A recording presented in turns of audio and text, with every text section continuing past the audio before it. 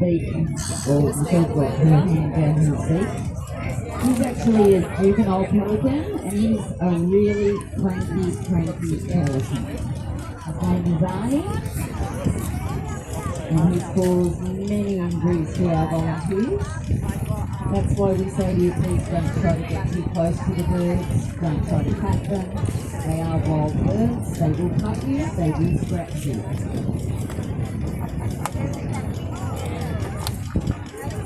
Okay, I'm going to need you people to sit down and move right to the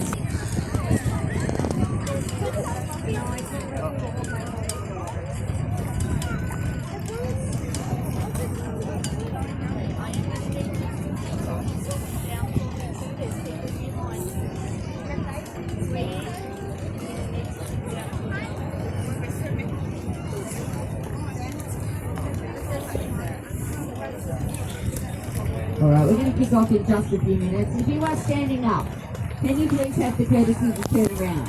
If there are people seated behind you, can you please sit down or move right behind those people that are seated?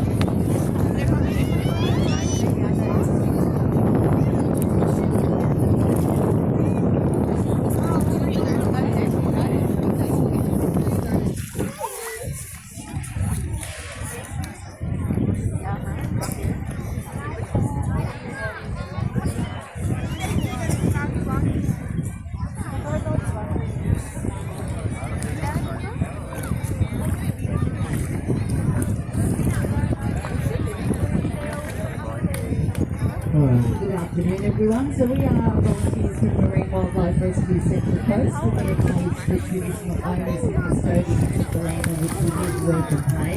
We pay our respects to elders past, present and emerging, and we recognise their continued connection to these lands and waterways.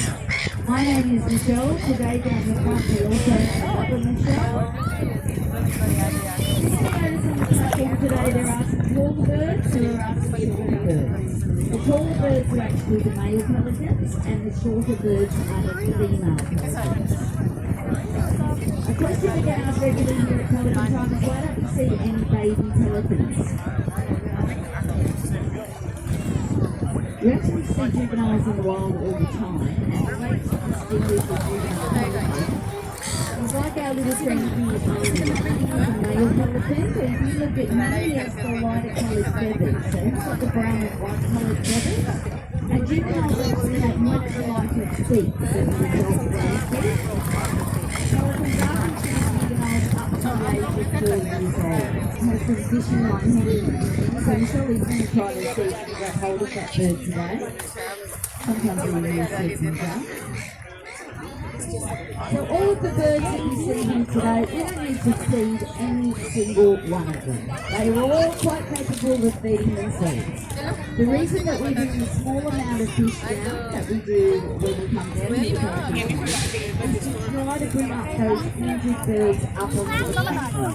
Gives us a perfect opportunity then to be able to hopefully sort these here out here at the time. Unfortunately, too often they do end up in carriers and go off to the deck. Sometimes they may have weeks with us in our room.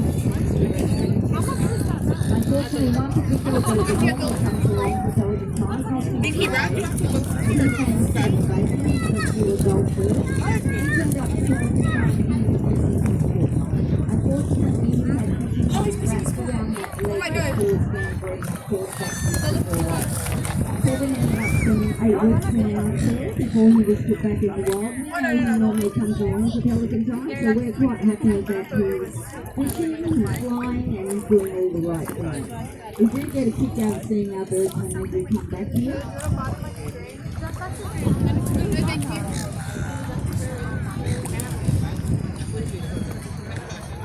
They're just in our last, say, 3 to 6 months. These are some of the things that we have bought or moved from Pelicans in just that Pelican time. As you can see, 90% of the time,